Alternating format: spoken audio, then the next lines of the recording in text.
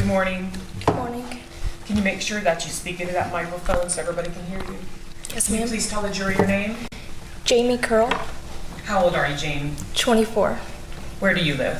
Forkin, Oklahoma. Are you married? Yes. Do you have any children? 2. What are their ages? A 5-year-old and a 2-year-old. Back in November of 2018, where were you living? Forkin, Oklahoma. Same place? Yes, ma'am. Do you have any brothers and sisters? 2 sisters, 1 brother. Okay. Can you tell us their names and then kind of the order of birth order? My sister, Crystal Collins, she's the oldest. And then my little sister, Paris Riley, she's the youngest. And then my brother, William Riley, he is the next oldest. So Crystal, William, you, and then Paris? Yes. All right. And are you related to Lisa Jeffrey? Yes, Okay, how? she's my mom.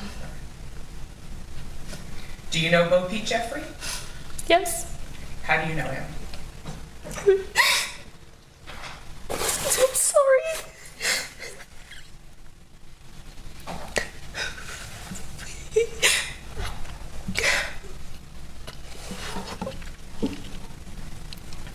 He was married to my mom. And he's not your father. No. Do you see the person you know as Bo Pete Jeffrey in the courtroom today? Yes. Can you please point to him and describe something he's wearing? A blue shirt and a dress jacket.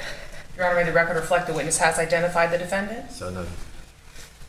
And if you need to take a minute, just let us know, okay? Yes, ma'am. How long have you known the defendant, Bo Pete Jeffrey? Since I was 15, so 9 years. And before your mom died, how often would you speak with your mom? Almost every day. Maybe she was living in Florida and you lived in Oklahoma, so you would just speak by phone. Yes. All right. Did she have her own cell phone? Not at the time. So what phone would you reach her on? Pete's. Okay. And when is the last time you actually spoke with your mom? The day before her birthday, Okay. And when was her birthday? November 5th. So you spoke with her on November 4th? Yes. All right, 2018. Yes, ma'am. And how does she sound when you spoke to her? Good. And did you talk to your mom or try to talk to her on November 5th of 2018, which would be her birthday? I sent her a text message, and I believe she responded. How old was she? Did she turn on that November 5th of 2018? 48. So you sent her a text message on her birthday. When is the next time you tried to actually reach her and talk to her on the phone? I believe I tried contacting her around November 15th. Okay. So maybe a little over a week later? Yes, ma'am. All right. And were you able to reach her? No. Did you keep trying? Yes. And around maybe the middle of November, did you actually reach the defendant, Bo Pete Jeffrey? Did he answer the phone? Yes. Okay. And did you ask him where your mom was? Yes. What did he tell you? That my mom had ran off, and he has not seen her. Did he tell you when she ran off? The next morning after her birthday, November 6th. November 6th. Did he seem concerned at all? No. Had you recently purchased a plane ticket for your mom to come to Oklahoma to visit you? Yes. Did you mail your mom those tickets? Yes. When was she supposed to come and visit you? November 20th. Did you ever talk to the defendant about those plane tickets to see if your mom got those? Yes. What did he say? I don't remember. Now, did your mom ever use those plane tickets? No. So she didn't come on the 20th. Did your mom miss some other important events in the next few weeks in November? Yes. What did she miss? Thanksgiving. Was your birthday also in November? Yes, ma'am. When is it in November? November 25th. And you didn't get to talk to her on that day either? No, ma'am. Did you keep trying to call her? Yes. All right. And did you speak with the defendant, Bo Peep, several times while you were trying to reach your mom? I believe so. All right. And did he tell you any more information that he had told you than she just left on the 6th? He said that she had taken some money and disappeared. Now, did your mom have a problem on and off with illegal drugs? Yes, ma'am. All right. And had she gone missing before in the past? Yes, ma'am. For how long? No more than maybe 2-3 days, but in that time frame, you'd hear from her. So had she ever gone missing for weeks, like this time, with no call? No, ma'am. Did you attempt to locate your mom yourself by making calls to different places? Yes. Okay, where did you call? I called jails. I called hospitals, family members, and there's just You couldn't find couldn't her? find her. Did you eventually call the Marion County Sheriff's Office? Yes, ma'am. And when did you do that? I believe it was the 27th. Of what, of November? Yes. Okay, 2018? And why did you actually decide to call the Sheriff's Office? I was worried. And did you actually speak with the deputy from the Marion County Sheriff's Office twice? Yes. Okay. Did you give the Sheriff's Office the information about the plane tickets that your mom never used? Yes. And did your mom have some medical conditions? Yes. What did she have? She had lupus and Crohn's disease. Did she have to take a lot of medications? Yes. Did that involve any shots? Yes, once a week. Once a week? What was that for? Her Crohn's disease. And what would happen if she didn't take that shot? She'd get really sick. And did you give the Sheriff's Office all of that information? Yes, ma'am. And did you also give the Sheriff's Office the defendant's cell phone number? Yes. Okay. And did you give the Sheriff's Office your sister's name, Paris Riley, and her phone number? Yes. Okay. Did you believe she may have some information that would help their investigation? Yes, ma'am. All right. And did you ever speak with the defendant again? No. I don't have any other questions. No question. May this witness be excused. We would ask that she be excused. Thank you, ma'am. Free to go. Thank you.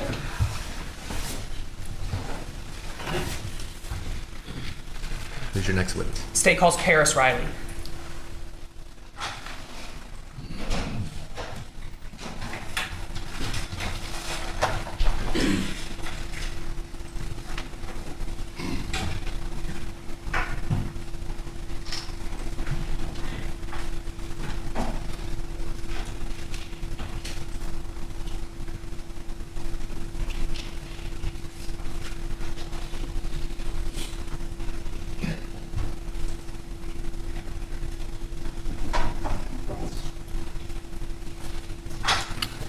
Morning, ma'am.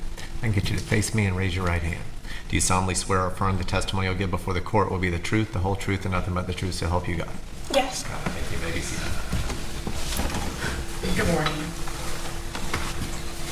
Can you pull up and make sure you talk into the microphone? Yeah. Can you tell the jury your name? Paris Riley, How old are you, Paris? 18, And where do you live? Iowa. Are you married? Yes. Do you have any children? Yes. How old? 7 months. You related to Lisa Jeffrey? Yes. Okay, and how? I'm her daughter. You her youngest daughter?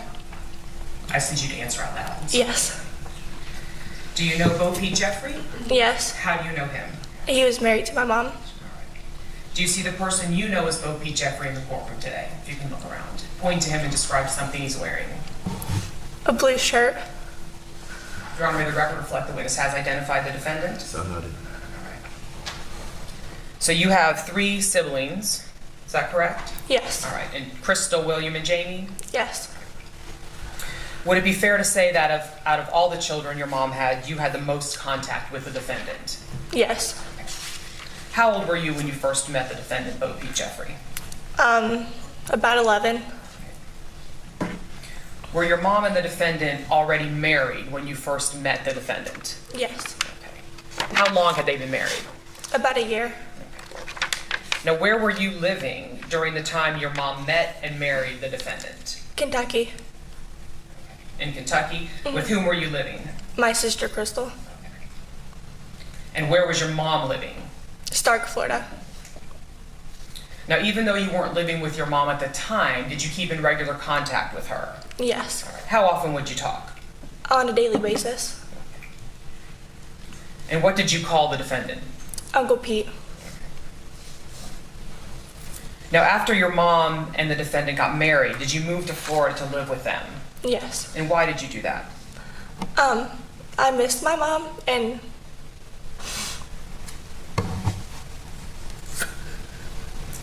Here's some tissues right there.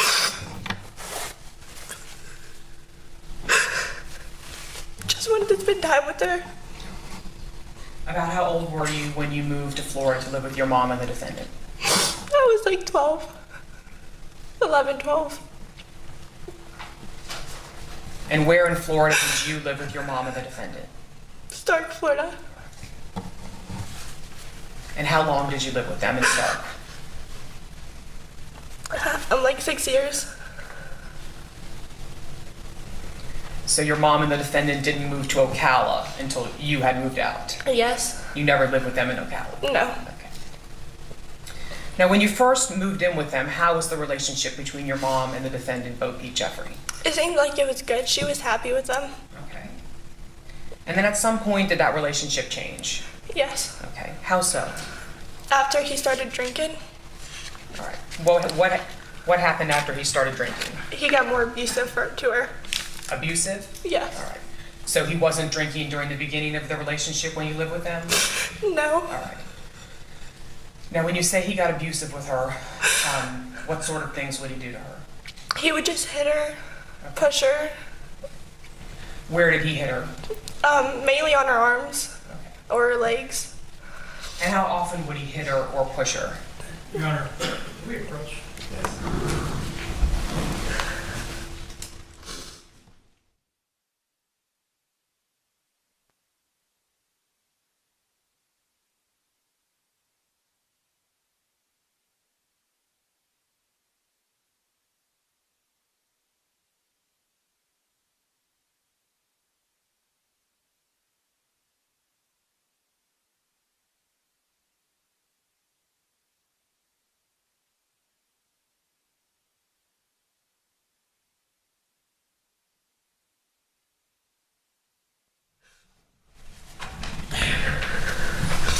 To the jury, the evidence you are about to receive concerning evidence of other crimes allegedly committed by the defendant will be considered by you for the limited purpose of proving intent, knowledge, or absence of mistake or accident on the part of the defendant, and you shall consider it only as it relates to those issues. However, the defendant is not on trial for a crime that is not included in the indictment.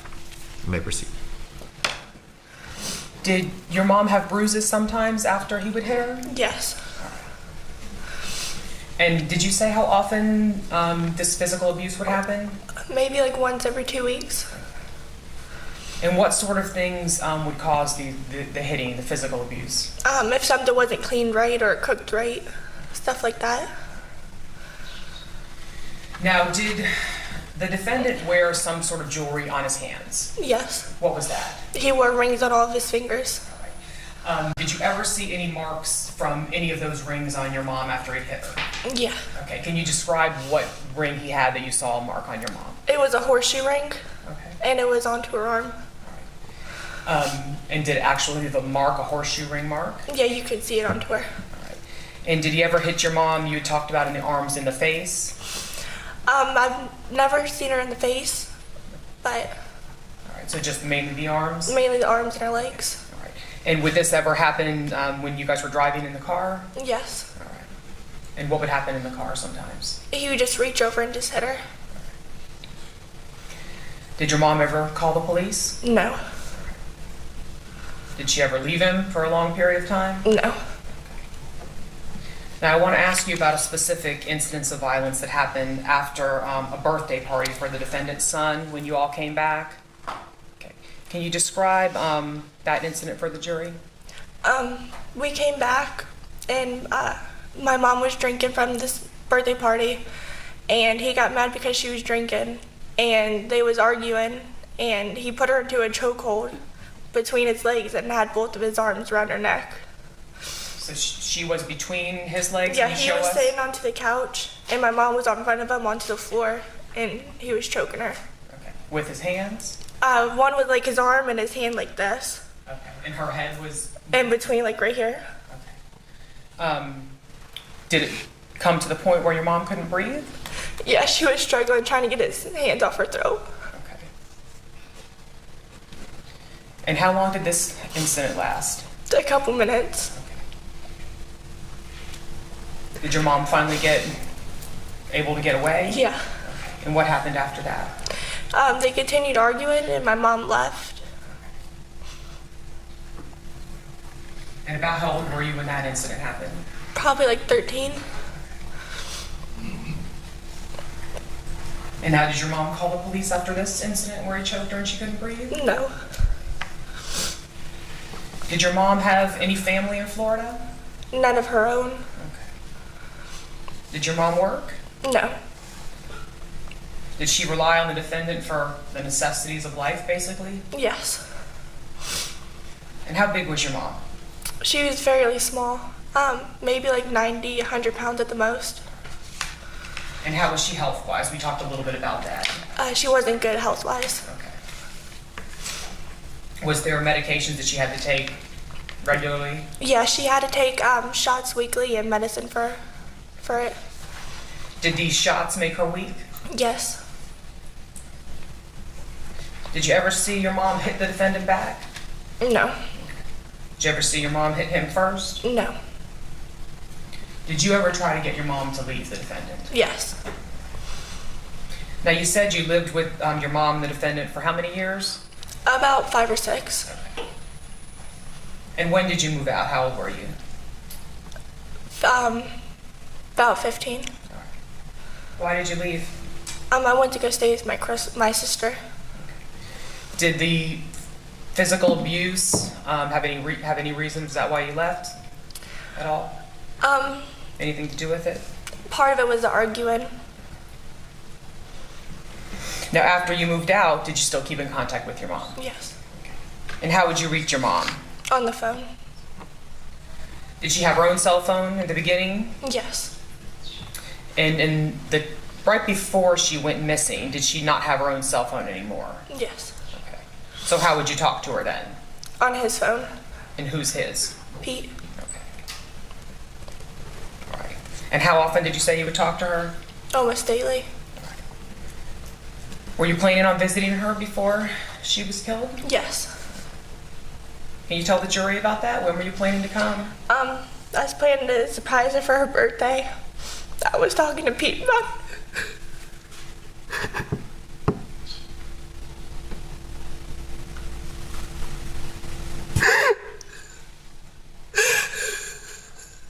Let us know if you need to take a break, okay? I was coming to her for her birthday because I haven't seen her in a year, or almost 2. And I was talking to Pete about it. He was supposed to come pick me up from the airport and surprise her for her birthday.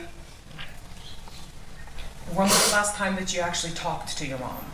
The day before her birthday. And her birthday was November 5th? Yes, ma'am. Okay, so you talked to her on November 4th? And how did she sound when you talked to her on November 4th? Like she was sick, like she didn't feel good. Did you try to call her on her birthday or after her birthday? Yeah.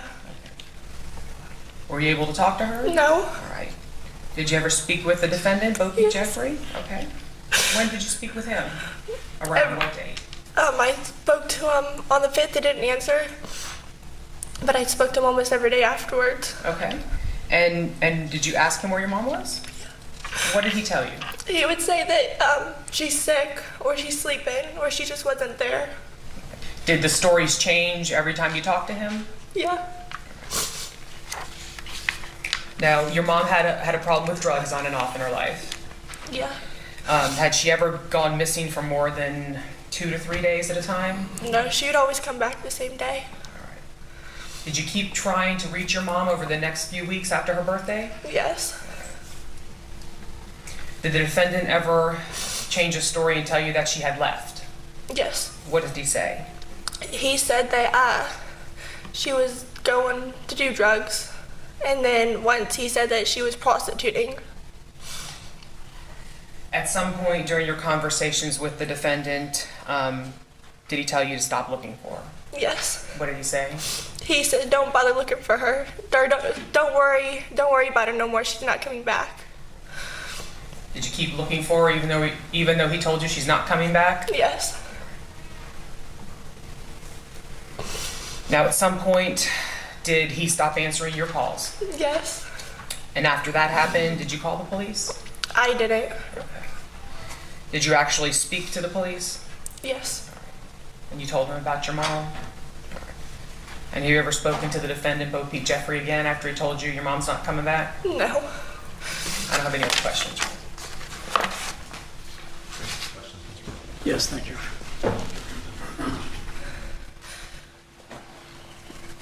Good morning, Ms. Riley. Good morning. Ms. Riley, early on in the time you knew Mr. Jeffrey, you developed a pretty close relationship with him, correct? Yes. And you liked him? Yes. And thought that he was a good fit for your mother? Yes. I think you've said in the past, he went above and beyond to do things to take care of her. Yes. He became something of a father figure to you. Yes. The arguing between your mom and Mr. Jeffrey could be pretty intense, right? Yes. And you're young when a lot of this is going on. Yes. Your mom would argue right back at him, right? Yes. I mean, she was a pretty, she stood up for herself, right? Yes. And in fact, there were times when your mom would actually get physical with Mr. Jeffrey, right? Not that I've seen. Okay. There were times when they may have argued, had altercations when you weren't there, correct? Yes. I want to ask you just briefly a little bit about the incident after the son's birthday party. I think you were 13, you said? Yes. And that was the first time you had seen any kind of violence between the two of them, right? To that extent. Okay. And that went on for about an hour, the altercation? Yeah, Okay. about.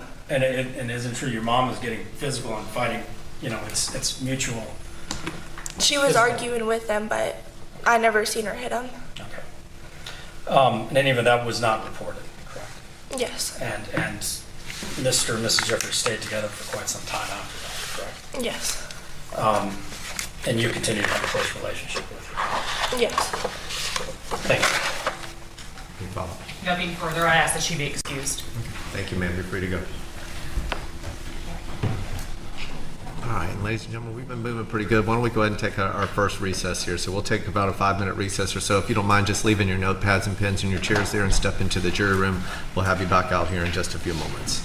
Do you know Bo Pete Jeffrey? Yes. How do you know him?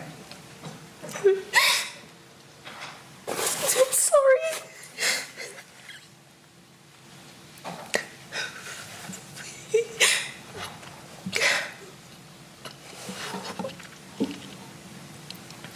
He was married to my mom. And he's not your father. No. Do you see the person you know as Bo Pete Jeffrey in the courtroom today? Yes. Can you please point to him and describe something he's wearing? A blue shirt and a dress jacket. Your Honor, may the record reflect the witness has identified the defendant? So noted. And if you need to take a minute, just let us know, okay? Yes, ma'am. How long have you known the defendant, Bo Pete Jeffrey? Since I was 15, so 9 years.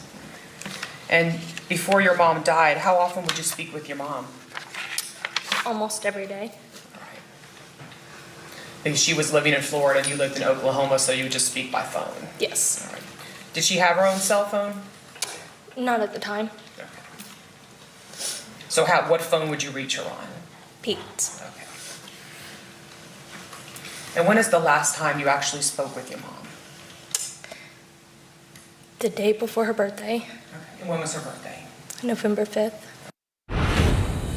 She was the second witness called by the state. Her name is Jamie Curl, but several more witnesses were called as well. To get us all caught up on everything the jury's heard this morning, let me bring in now Court TV legal correspondent Julia Janae. She's joining us live from Ocala, Florida. Julia, good afternoon to you.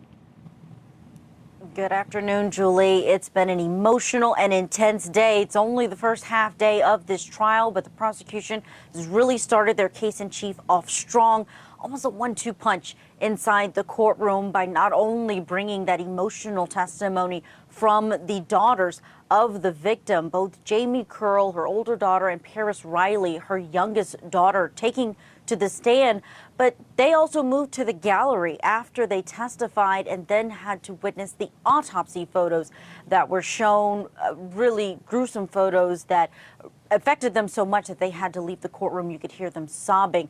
But I want you to hear a little bit more from the daughter that spoke today on the stand and just about what she witnessed while she lived with the defendant and her mother. Did you ever speak with the defendant, Bopi Jeffrey? Okay. When did you speak with him?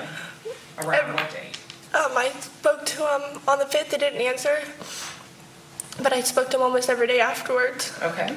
And did you ask him where your mom was? What did he tell you? He would say that she's sick, or she's sleeping, or she just wasn't there. Did the stories change every time you talked to him? Yeah. Now, your mom had a problem with drugs on and off in her life. Yeah.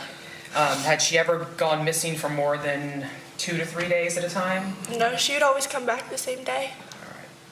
Did you keep trying to reach your mom over the next few weeks after her birthday? Yes. Did the defendant ever change a story and tell you that she had left? Yes. What did he say? He said that she was going to do drugs, and then once he said that she was prostituting. At some point during your conversations with the defendant, did he tell you to stop looking for her? Yes. What did he say? He said, "Don't bother looking for her. Or don't worry about her no more. She's not coming back." Did you keep looking for her even though he told you she's not coming back? Yes. And that was Paris Riley, the daughter of the victim, who did live with them both when she was 11, 12 years old, witnessed domestic violence in the home. But then after she moved out, she's 18 years old now, she was recounting her mother's birthday and trying to get in touch with her mother, but only getting those excuses from her stepfather. The victim's aunt also took to the stand today and said something similar about trying to get the defendant to show some concern about 3 weeks of this victim being missing. But also what really alarmed them is that he had already moved in with a new live-in girlfriend. Boy, that's alarming too, Julia. And the prior instances of abuse. I mean, great for these prosecutors and fighting so hard to introduce that evidence through the witness you were just telling us about. I think that's going to be really, really key in this case for them to establish that this wasn't a mistake on the date in question. Can we talk, please, about the investigator's testimony then after we heard from the victim's daughters, and then there was a recording that was shared as well. This was a big piece of evidence that came in this morning. Could you recap that for us, please? Julie, this recording took this jury back to 2018, and they actually got to hear the defendant's voice, how he sounded when his wife was still considered missing, and he was being recorded and questioned by investigators. He wasn't under arrest. He was driving in his car on the phone, answering questions, because this investigator with the Marion County Sheriff's Office was very concerned because family and friends were telling him, look, we don't know where she is, and she's never been missing this long. Take a listen. She's been living with you since September. Yeah, after she got out of this time. Okay. And what happened? She ain't never changed, sir. I mean, there's nothing changed. When she gets out, she comes home long enough to make sure everything's good, and then does it again. So what's the longest she's gone missing for? She was gone like 30 days before when she was at the start down here with these people, and then she runs off with other people. So I don't know, sir. Okay, the family said she's never been gone more than 2 or 3 days, so either they're lying or you're lying. No, she's been gone for about 20 days.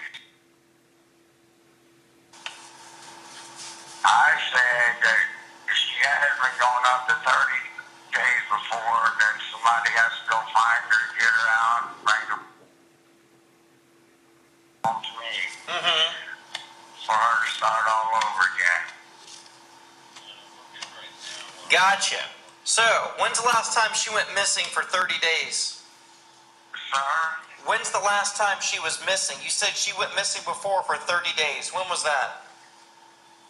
When she was living in a Stark, I used to live in a Stark at the campground right here, but the storm tore it out in September. So, how long ago did she go missing when she was missing for 30 days? How long ago was that? Back in like September, October, one of the chances before that. She's been in so much and been there so many times around, 55 years old. And I can't keep up with her no more. Now, this conversation went on for quite some time. It was really disjointed. You could hear the defendant, who wasn't a defendant at the time, going back and forth, not quite answering the questions of Deputy Batts there. But I do want to point out that the mentioning of the victim in the case, Lisa Jeffries, sometimes she's referred to as a wife during this investigation when they are questioning people, or the ex-wife. We know that investigators said that they found the divorce paperwork there inside the trailer that determined that the marriage had dissolved in October of that year. So just a few weeks before she went missing, and we know they were still living together in that camper, and that is where her friends and family knew as her residence, and that's where they went looking for her when they realized they weren't hearing from her. I'm glad you pointed that out, Julia. So technically, Lisa Jeffrey was Bo Peep Jeffrey's ex-wife at the time, but they were still cohabitating there in the place where she ultimately was found dead. Julia Jenae, thank you so much for all of your reporting. We will look forward to checking with you in just a little while.